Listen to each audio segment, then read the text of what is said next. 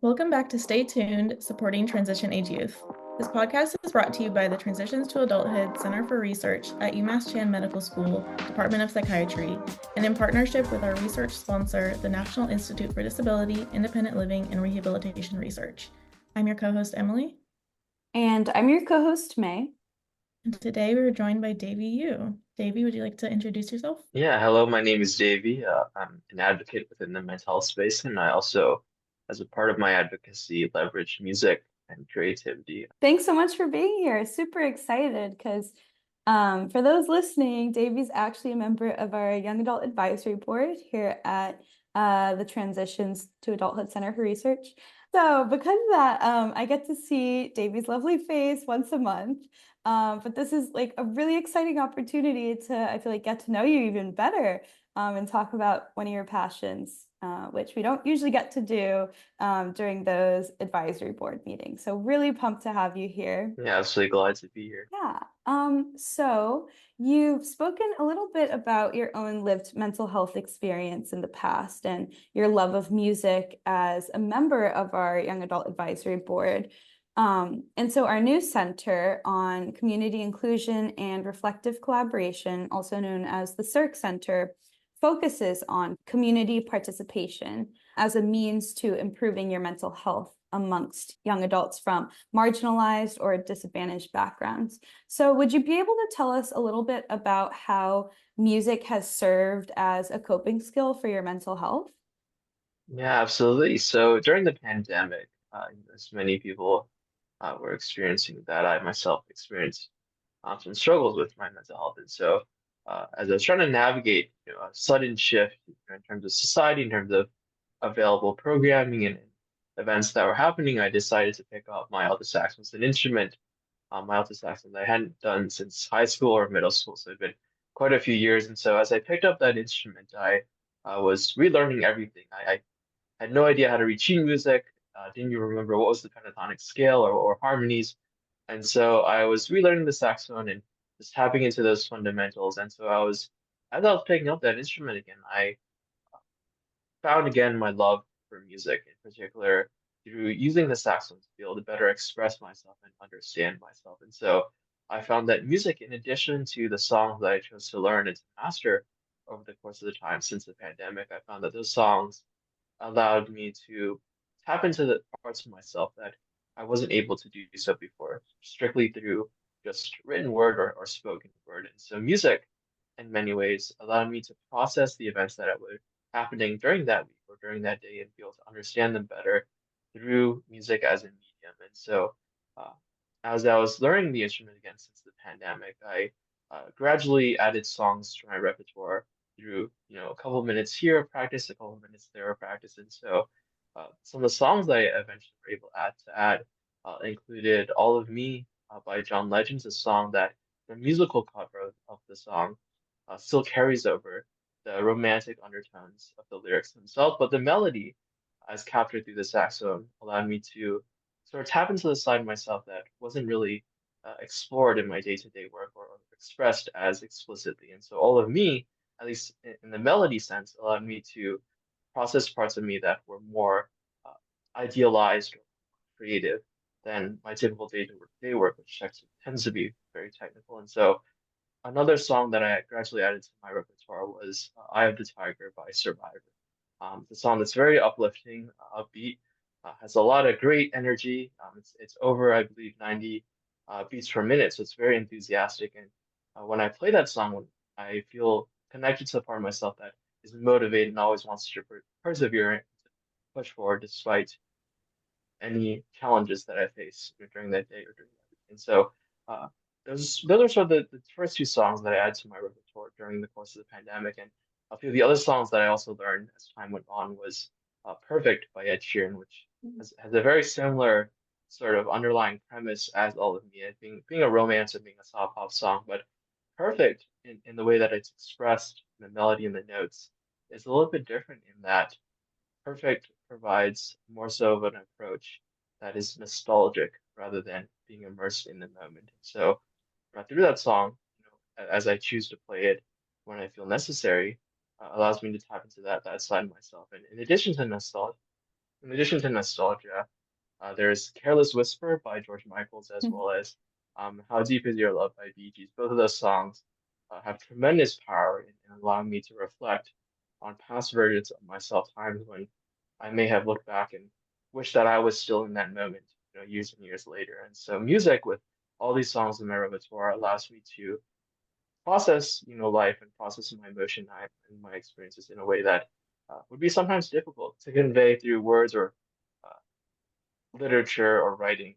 So, in addition with music, I've leveraged these songs to be able to tap into each of them as I need. And so, some days if I feel more stressed out, I'll play Hallelujah by Pentatonics or All of Me by John Legend. But if the day is fairly relaxed and I just need a bit of an energy boost, then I play Eye of the Tiger by Survivor. So actually, the way that I have set up in my room is that I have my desk, I have my computer, everything I need to do my work and to engage uh, in those capacities. But right behind my desk, I have my instrument that I can easily turn around in my chair and set up in 2 or 3 minutes and be able to play a song that I want within 5 or 6 minutes. So uh, I ensure that on a day-to-day basis, I have immediate and ready access to the instrument so that if I feel like I need to play a song to be able to better express myself and understand the chaos of a particular day, I can easily do so. Uh, and so part of my work, in applying creativity to my own mental wellness, I actually spoke about this topic at a keynote speech for a summit in the past February. So if you don't mind, I'd love to read a really short excerpt from that speech. Yeah, please go ahead. Sure. Yeah, go Yeah, ahead. so here it is. Each musical note I play becomes a thoughtful step towards serenity, a soothing balm, past wounds, and a warm kiss of a cosmic healer. In the comforting embrace of rhythm and harmony, my soul finds solace, my heart finds peace, and my mind finds meditation, as the courageous cacophony of struggles transforms into an elegant musical symphony of hope. The saxophone's soulful voice, a gentle whisper in the forgotten night, becomes a magnificent lighthouse beacon, guiding me beyond the trembling shadows of doubt to the new dawn of self-acceptance. In this musical epic of adventure, I rediscover parts of me lost to the tales of time. And with each movement's crescendo, I rise stronger and more resilient, ready to face the day with a faithful song sealed in my hopeful heart.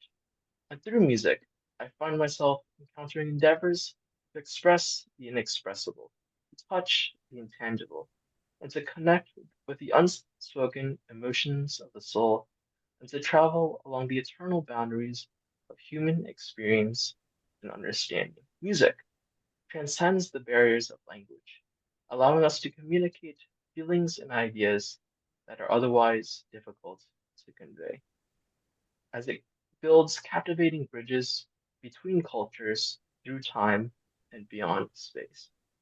And so I shared that bit of an excerpt during my speech back in February, actually for a summit on empowering youth and young adults through mental health and through alternative approaches to wellness. And so, in many ways, music does provide that alternative approach, beyond pharmacological approaches, beyond therapy, beyond traditional ventures. And so, music really kind of fills those gaps, at least my experience, to be able to better understand myself and also be able to tap into a side that isn't really explored in my day-to-day work, with STEM and with technical uh, work that I typically do. That was beautiful. Thank you for sharing that excerpt. I feel like I should like give you like snaps. Like that's very poetic. But yeah, thank you. And you're right. I mean, music and other like creative outlets can definitely be very therapeutic. And I feel like they're not always talked about, but like there's something that are often more readily accessible to people. And I think that's great too that you're able to like, figure out which songs can help you tap into certain emotions or help you like work through certain emotions in your day-to-day life. I think that's really impressive. And it sounds like you have a lot of fun with it, so that's great. Yeah, you got great taste. I love the song choices, first of all. Yeah. But yeah, I Uh, think mhm.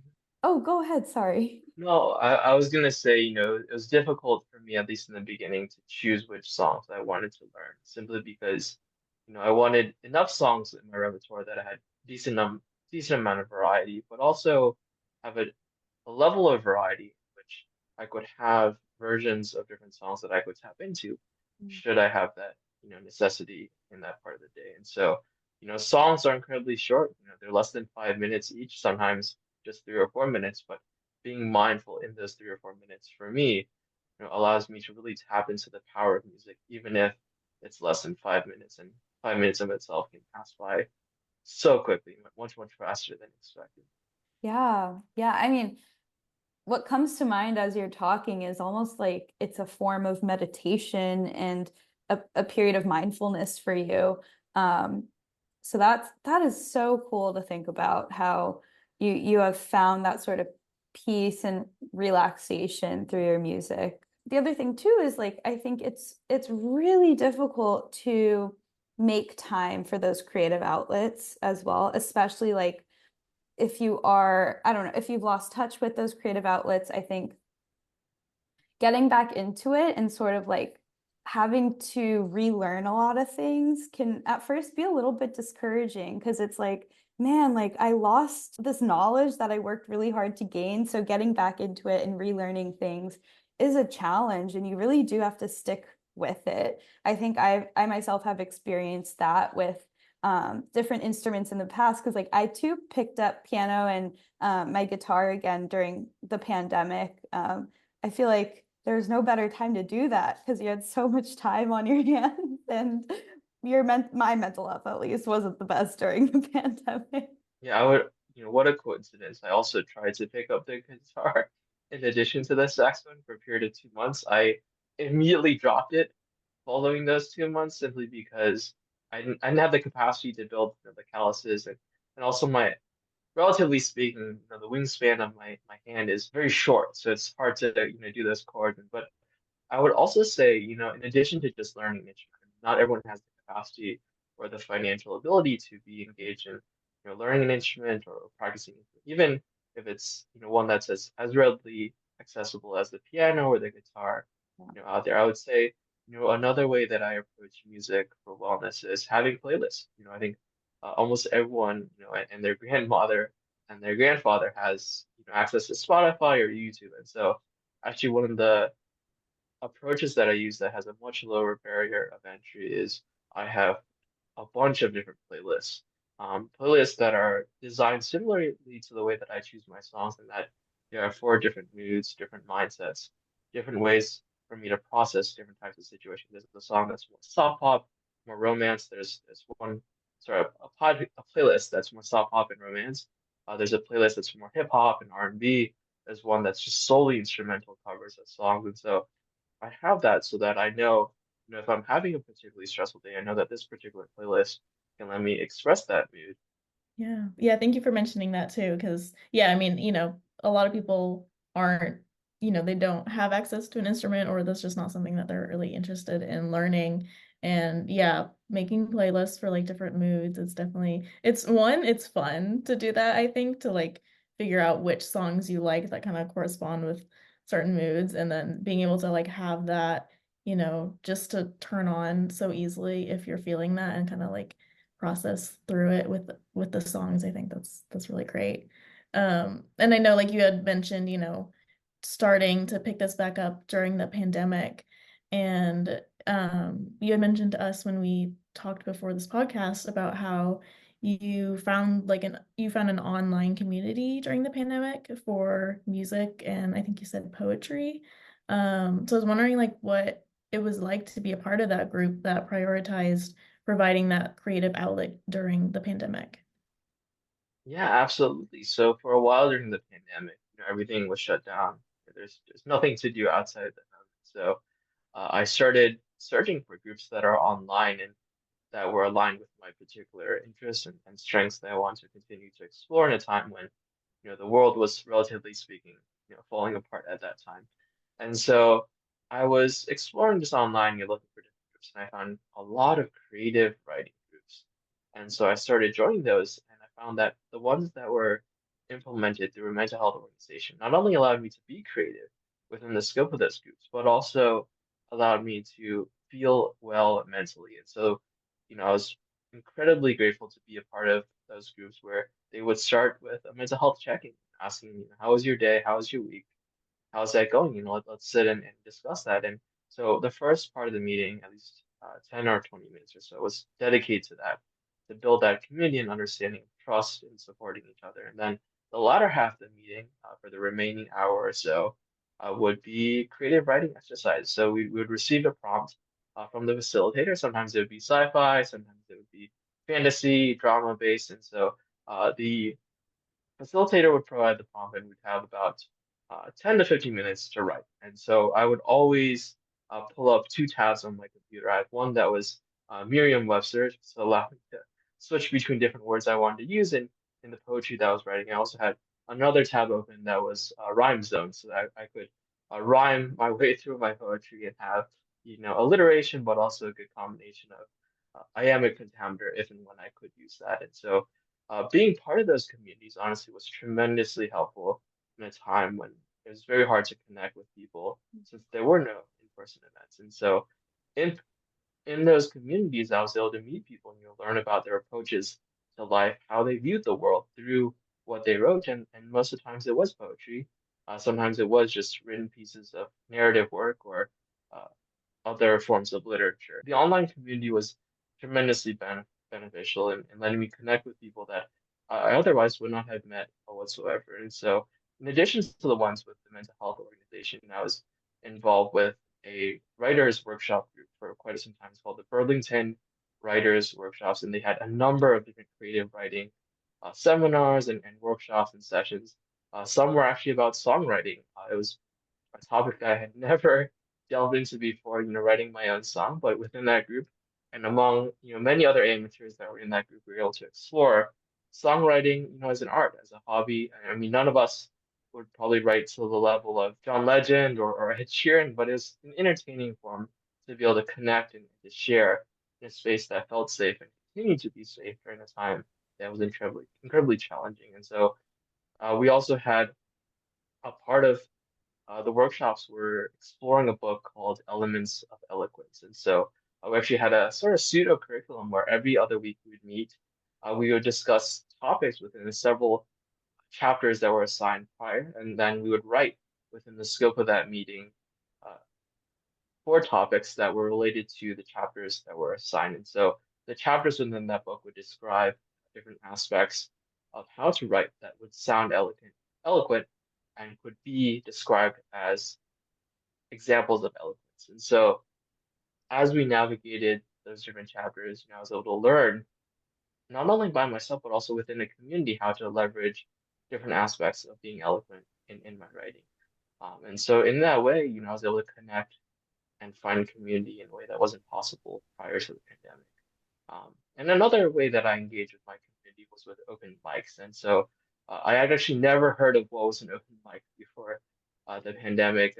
I just heard of it in passing, never really gave it much serious thought. And so during the pandemic, I was curious, what are the other groups out there that are centered on creativity, whether it's music or poetry? And so I found open mics that were out there and that were designed to provide a community for me to share my poetry and to share what I've written, but also to be able to connect with others and learn from what they've written. So there's a period of time when I was engaged with about 10 or so different open mics every other week, and I would sign in, share my poetry, and then I continue to do so in different sessions with them. So I would say that there's tremendous community that I was able to discover. Yeah, thanks so much for sharing. I think those are really cool opportunities and um, communities you've mentioned. And the structure also helped as well of just having a place where you could go and they provided okay, for 15 minutes, we're going to do some quiet writing time and providing prompts as well. And so just being on, on Zoom, I imagine, with a bunch of other people all practicing the same prompt for that 15 minutes, I think is so helpful. And not it can be hard to want to do that by yourself and like set aside that 15-minute time and make up your own prompt to for yourself. Like that's definitely more difficult. And that, yeah, I think like just thinking back to, when I was in undergrad, for example, like classes and lecture provide that structure that's really helpful for mental health in some ways. Obviously, not so helpful in other ways for our mental health. But I have to say, like having that accountability to show up and have those other people who have those like-minded interests as you definitely helps bolster that feeling of community, I feel like. And definitely improves mental health in certain aspects. I would also add, I think for a time before I was joining these groups, like 3 or 4 every single week for this creative writing meetings online, I was actually trying to do my own creative writing as a solo venture. And so I was looking, prompt generators, different ideas that I could write on. And for a while, it felt incredibly frustrating because, yeah, I was writing, I was expressing myself in the same way as music in terms of understanding who I was through writing. But at the same time, I was missing that broader context of being tied and being involved within a community. And so what was actually tremendously beneficial in those writing groups was that not only were we writing together, we're expressing these ideas in conjunction with each other's experiences, but also being able to share, what we wrote towards the end of each of the sessions and also get good positive feedback from other individuals and possible suggestions for improvement. So it was really that factor of being able to share what I wrote and to hear from others' thoughts that allowed me to have that momentum and to continue to push forward, despite any frustrations I may have in writing, writer's block, getting stuck in an idea, not knowing how to proceed with a particular thought or a particular avenue of approach. And so I'd say that particular component, being able to share each other's work, hear and provide feedback that allowed me to really feel involved in the community, that I was not only writing together in this Zoom space of, you know, 10 uh, images of people that were also writing at the same time. But more so being able to, connect at the level of hearing feedback and really invested in each other's work. Yeah, it sounds like that back and forth was another aspect that really helped you stay committed to the practice. And I think it's more fun when other people have input on your work and you can kind of talk through possibly like some writer's block you're having, or yeah, I think that it definitely makes sense to me what you're saying. Yeah. Yeah, and I think that's such an important part of the creative process too, is like having that sense of community and having other people around who are doing something similar and who you can like, bounce ideas off of and get feedback and like get also like inspiration from other people's work too. I know like I took like one creative writing class in undergrad, and it was really fun. Like I think one of my favorite parts about that class, I think, was just the sense of community. Because, we're all in there together because we want to be creative and we want to like express ourselves. And I think just like having those other people around to, it's almost like kind of what you were saying earlier, May, like it's that sense of accountability of like, yes, you like one, you have to show up to this group, but also like then you're accountable to actually be creative, which sounds a little counterintuitive, but I think it can definitely work and it can definitely be helpful. And so I'm sure having a group like that, especially during the pandemic, it seems like that was very beneficial, like for your mental health and just like your creativity in general. So I think that's great that you were able to find something like that. I think creativity absolutely thrives within uh, constructs, within a structure, within an environment that actually has its limitations. Because within a box, then you can actually think outside the box. And I think that was really the part that allowed me to truly enjoy those groups, is being able to have that structure, those week-to-week meetings, and also in the same time have that connection in a way through sort of pseudo Zoom emulated connections and be able to, in the course of these meetings, just the same way that friendships and uh, professional connections are built, over those week by week meetings, be able to see, individuals, what their interests are, what they'd like to write about, what they continue to write about, what they're exploring, what they're working on, what they're deciding to switch away from, and in the process, be able to build those friendships in a way when there wasn't many other options to do so to find that community and connection. Yeah. I really like what you said about, you have to be in a box to think outside of a box. I think that's a great that's a great quote, I feel like. I agree. Yes. I may or may not have just made that up. So I liked it. It No, sounded great. I was like, oh, and that's going on the marketing page Yeah, I was for like, put a sure. pin in that one. Yeah. So we've talked about, finding community and ways to express yourself creatively during the pandemic when we were all in quarantine. But since the pandemic, now that things have, become more in person for most people, how have you been able to join in-person communities geared towards music or creative writing? yeah, absolutely. So, for a period of time with the pandemic, all my engagements were solely virtual. I think there's no other option to do so. And as time went on, some of those migrated to more of a hybrid platform, and then eventually, in the past year or so, fully back in person. And so, my transition, sort of finding those in-person communities that were geared towards music or just creativity in general, was sort of riding that transitional shift from virtual to hybrid and back into person. So I'm actually quite fortunate that the area that I live in South Florida has a lot of cultural opportunities that exist. We have a robust set of museums that always have different events going on every week. And so uh, a lot of that was really being involved in my community, going to those museums, engaging with those events.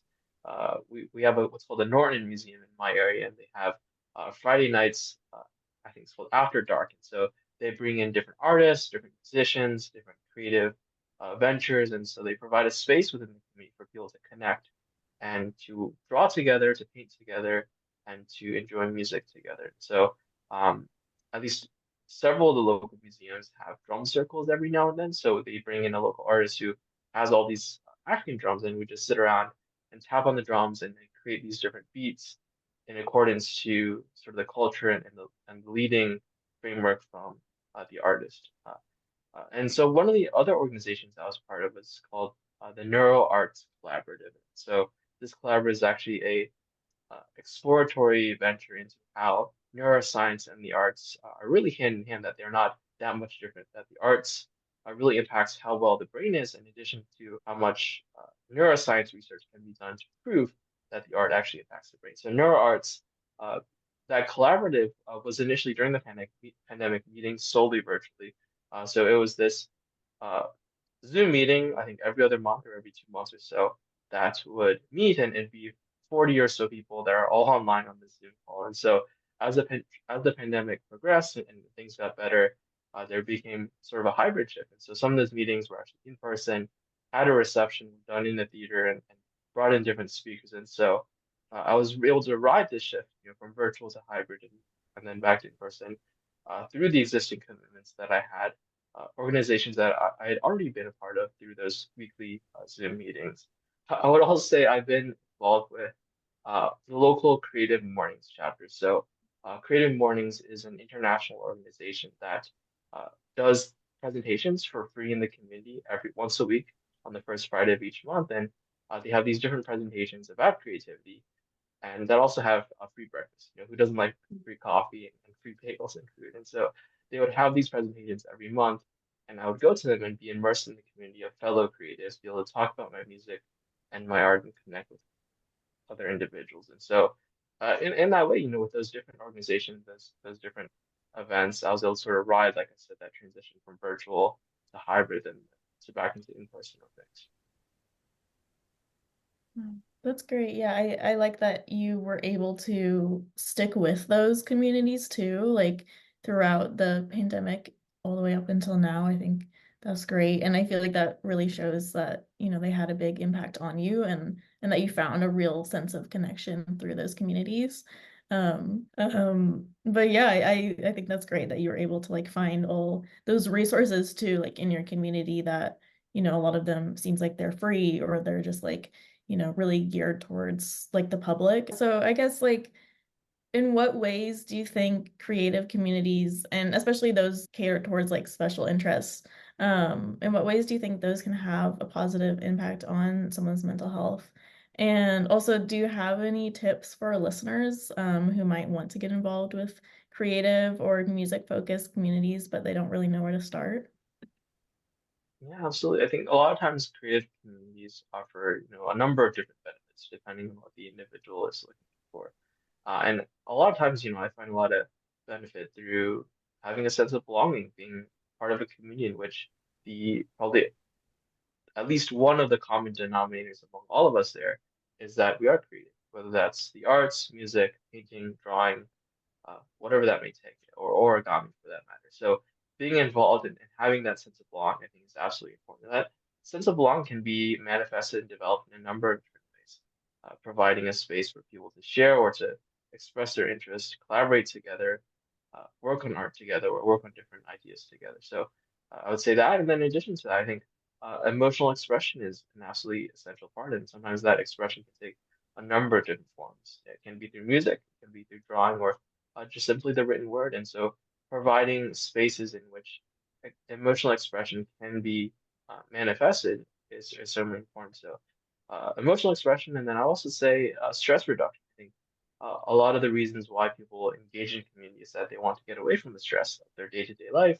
their work, anything else that's going on in their mind, their family, etc. So having a space where people can de-stress and feel not stressed is truly important. And I would say, lastly, I think cognitive benefits. I think being able to learn from other people, how they approach music, how they approach the arts, can be tremendously important to be able to learn about options that I probably wouldn't have explored or learned about on my own. So that is also incredibly important, and also helping later on through the arts and through creative approaches to increase levels of concentration and focus on work that really is important to the individual. So um, in addition to those benefits, I would say that in finding events, you definitely check out your local Facebook page, events as well as Eventbrite. I think that's a lot of ways that I found those open mics, those writing workshops and opportunities. And I think for in-person events, I think there's a lot of opportunity to volunteer, reach out to your local creative organization, local libraries, community centers, and ask, hey, can I, stop by, volunteer an hour or two a month? And I think in that way, at least for me with creative mornings, I was able to meet a lot of fellow creatives and to connect them with them in a space that I otherwise would not have. So that's also a great avenue approach. And I would also say that a lot of credit card organizations, I know Bank of America offers free admission, I think on the first full weekend of every month for a lot of museums nationwide. So there's always an opportunity to use that and get connected with your local museum. I know some museums also offer, tremendous discounts for student membership or just, young adult membership. So uh, that's always a great approach. Yeah, those are some great tips. I have to say heavy emphasis on take advantage of any free perks your student ID can get you if you're in school. Because now that I'm not, I definitely miss having those perks. I miss free admission to the Museum of Fine Arts here in Boston. There's not a day that goes by where I don't miss that. Yeah, that's definitely very helpful. And I think, I don't know, I mean, not like every school is like this, but I know for some certain schools, you can use your student ID a little bit after you graduate too. So you can always try it. Don't tell them I told you, but just a pro tip. I, I may or may not, I cannot confirm or deny, but I have or I possibly have not used that methodology. Sometimes it works. Cannot confirm nor deny, and we are not endorsing you do so. But those tips are really great. Thank you, Davy, for sharing that. Yeah, it's been really fun talking to you and hearing all about your creative endeavors and Definitely very inspiring hearing you talk about how involved you've become in your community and all the different creative outlets you have. I think that's something a lot of people who are post-grad really miss out in their life, because like I think when we're kids, it's a lot easier to have those sorts of hobbies and really get to express yourself creatively, because like you said, there are so many benefits to being creative, and the learning that comes alongside that, the stress relief, gaining friendships, gaining more connections, possibly leading you to other creative outlets. Like there's just so many benefits that you mentioned, which are truly wonderful. I would also add, I think there are many very low barriers of entry to using creativity. I think there's many, big cities or local cities nationwide that have, a cultural council or a cultural organization, and they typically keep a very active directory of what's happening locally in terms of the arts, in terms of creativity. And so that's always an easy, way to approach. I think local libraries are often underestimated for how much opportunity they can provide for creativity. And I also say that uh, that is also another avenue approach. And if worse comes to worse and in person isn't available, there's tons of open mics that are open and ongoing online. There's a lot of creative writing groups that are available that are run on Zoom. So whether it's in person or online, there's always options to explore creativity and to be involved. You don't need an instrument. You don't need, formal musical education. You just need a desire and some persistence to be able to find and locate the groups that are right for you. Yeah. Yeah, I will say, as a former librarian, your local library probably has a lot more creative like events and groups than you would expect. So definitely check that out. I feel like it's often overlooked, but it's there if you look for it. And yeah, and I like what you mentioned too about, if the first couple groups that you check out aren't your thing, then that's okay. You can keep trying new ones. I'm sure it's easy to get like discouraged if you go to one and it just doesn't really feel like it clicks, but there are so many out there, and you can definitely find one that resonates with you and form a community that way. So yeah, I think that's a really good tip. Yeah, that is a great point. Thank you. If you would like to contact us, you can email us at staytuned@umassmed.edu and check out the Transitions ACR website at umassmed.edu/transitionsacr. Thanks for being here, and be sure to stay tuned for next time.